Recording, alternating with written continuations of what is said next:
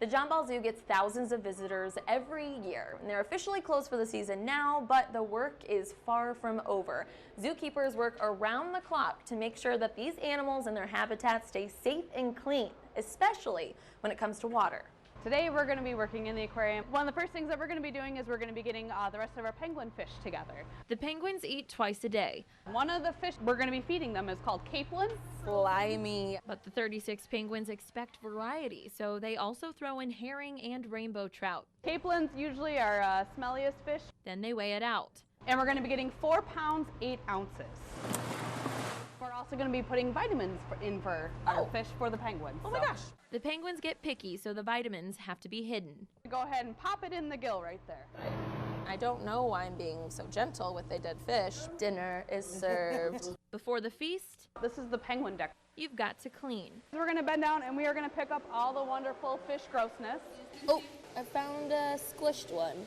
Picking up the scraps from the meal before gives the zookeepers more of an understanding as to what the penguins like and don't like. Oh, there's a fish jerky up here. Ugh. So there's poop and there's krill and there's fish. Then when everything's cleaned out, it's time to eat. To be honest, I get this excited when I'm about to eat. When you enter the aquarium at John Ball Zoo, you're only seeing about 1/3 of it. There's a lot to keep you busy. The other 2/3 is behind the scenes. So we're gonna head downstairs. Let's do it. And this is where the filters live, and there are a lot of them. The next filter in our rotation is filter number 2 of the trout stream outside. This particular filter accumulates a lot of debris, especially during this time of year. So we're gonna shut down the pump, then we're gonna close the valve, crank it until it's closed. This is really tough. It's gonna be a lot of cranking. There we go. There you go. If you wanna attach this hose to that pipe, and then we're gonna open up that little drain right there. Is it okay that it's leaking? Yep, that's fine. Okay. The floor is about to be a lot wetter than that. Okay. There's a big metal basket jammed full of leaves and algae and everything else that's coming out. It's heavy. We're gonna open these up and get at the filters themselves. And it's gonna come all the way apart. Grab it with both hands, kind of spread it out, push it back, and just let it go down. There we beautiful. go. Okay. Take off your lid. Oh, And then you're gonna pull that filter right out of there. so much water. And then there's another filter, you're gonna pull that out. This is heavy. Because everybody looks cool in safety glasses. We need to hose all those leaves and algae and everything out of there. The zoo conserves as much as possible. Composting cuts back a ton of waste. And then just dump it? Yep, we're just gonna dump it in the bucket. Once everything is rinsed, the filters soak in a bleach bath overnight and are rinsed again. They're on a 6 or 7 day rotation. We're each gonna take a big guy, put him in. You wanna put your lid straight down, get your ring, and bring it back up. Well, you're gonna do this a lot like you change a tire. Go like kind of star pattern. You can open that valve back up. We're gonna wait for the water to come. Oh, there it goes. That big green and gold guy is our pump. Ta-da! That's how we do filters. That's only a small portion of the work that goes on behind the scenes here at John Ball Zoo. And if I do say so myself, I don't think these penguins have ever looked happier. So we're in the middle of a dumpster, and Kevin was like, we should go into business with this. Kevin and Joe take the saying, one man's trash is another man's treasure, We've been in business now 9 months. seriously We see all kinds of stuff. and professionally. Lawnmowers, snow blowers, some mattresses. Upstairs we have some jewelry, office furniture. Among many other things. Junk King is equipped with a massive truck. We do it all. It's the same size as a 20-yard dumpster. It'll probably be within the hour. Every day starts at the warehouse. We see if we need to dump or gas up prior to going to a job, When we arrived, the truck was already loaded. so we can pull it up. So we took a look at the warehouse and then we were off to the recycling center. Some people may not know where to recycle or where to donate. We can do that. The best thing about the Junk Kings is they're always available. We do same-day booking. We do 24-hour service. They make a stop at the recycling center a few times a week. Up for up. Every day is different, but the planning remains the same. We put at least a team of 6 to 8, and we have a great routine of how we stack. We have runners and then loaders in the truck that play Tetris. Nothing is too big If you need a break, let me know. or too awkward for them to haul away.